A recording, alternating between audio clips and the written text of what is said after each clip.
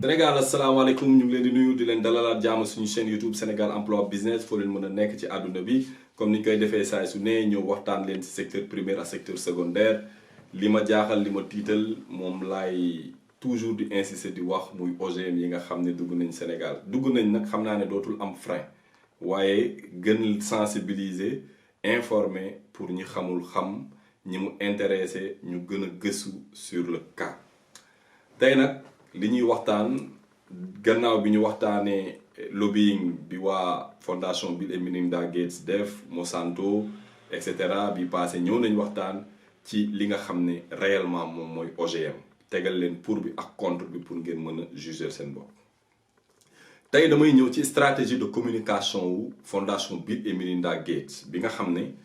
ñoom noonu la ñuy doxalee bu ñu duggee ci benn dëkk. li ma tiit nag mooy Sénégal dafa amul organisation paysanne yu am doole ba pare apolitique dafa am benn kenn ku yor benn kuréelu baykat yàlla mi ma tiim xam na ni li may wax dëgg la damay éviter du turam suba gi day génn télé wala rajo kaasal baykat yi balaa 10 heures ministre bi woo ko am lu mu ko jox journalu 13 heures bi de même jour bi mu génn waat weddi boppam ci li mu waxoon ci suba kooku bu fekkee ne mën na def loolu ci ñeenti junni wala juróomi junni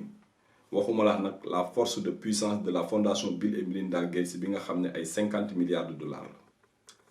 baykat man Alpha Diallo gisaguma ku koy xeexal ngir jëriñam biir ngir rek jëriñam te yàlla tax biir Sénégal man gisaguma ko toutes les organisations yu ma gis Sénégal ñi leen jiite yépp ñett yi leen intéressé cupidité doxantu sphère jam ñaajo ci ministre bi wala di wax ak présidence ñëpp ñi ma gis ñëpp sans exception mais nag am na ay exception faites yoo xamante ne dañu isolé wu comme ay Cheikh Ndiaye Bombali ay nit ñoo xamante ne dañu bëgg affaire bi di ko xeex pendant des années amulu leen njëriñ ñoom seen bopp waaye ñu ngi ci wax li ñuy dund pour que ñu jéem ko saafara waaye à chaque fois bu ñu génnee di wax dañ naan ko yow bokkoo ci benn kuréel depuis quand boo bokkul ci benn kuréel yow amoo xel amoo xalaat ñu ñëwaat ci technique de communication bi dafa am ñaari technique de communication yoo xamante ni ñoom moom la ñu utiliser et qui est imparable et depuis ñu ngi koy utiliser dinañ leen tegal ay vidéo yoo xamante ne dinañ expliquer loolu ab discussion yoo xamante ne am na seen biir mais ñu ñëw ci technique de communication bi ñaari benn bi mooy li ñuy wax le ghostwriting beneen bi di astroturfing ñaari yëpp ay mots anglais la ghostwriting mooy une écriture fantôme waaye balaa ma ci sori damaa bëgg ñu déglu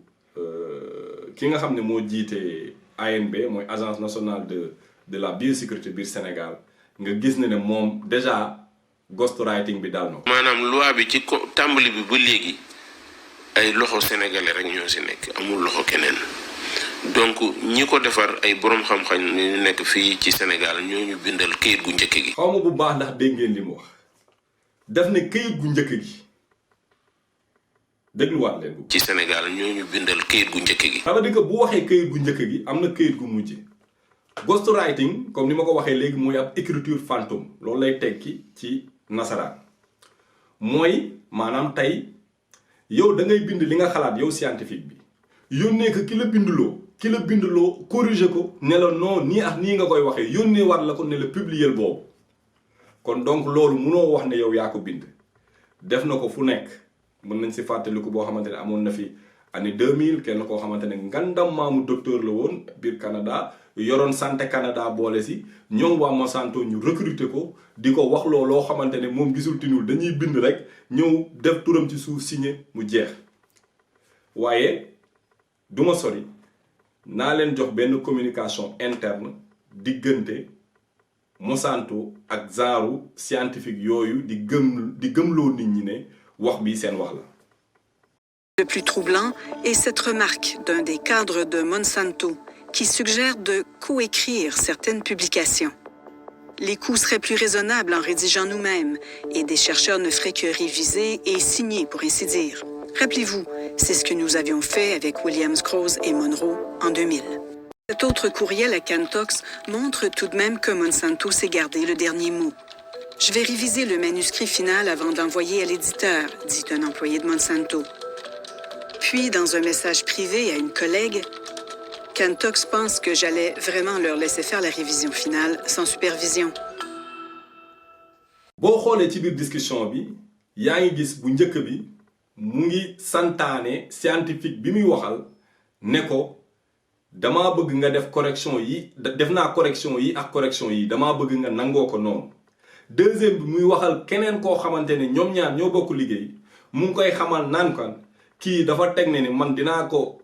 jox liggéey bi moom rek mu def ko sama xalaat laay jël jox ko mu publier ko ci turam loolu la waxtaan boobu di tekki ci làkku nasaraan. léegi nag ñu ñëw ci beneen bi boobu nag forme de communication boo xamante ne c'est tabou ci kuréelu ñi nga xam ne ñoom ñooy def communication parce que dafa sellul ñu tuddee ko astroturfing. ci français astroturfing ñu ngi ko jëlee ci société de gazon yi mooy changer gazon maanaam gazon bu baax nga jël fa teg fa gazon bu bon principe bi noonu la.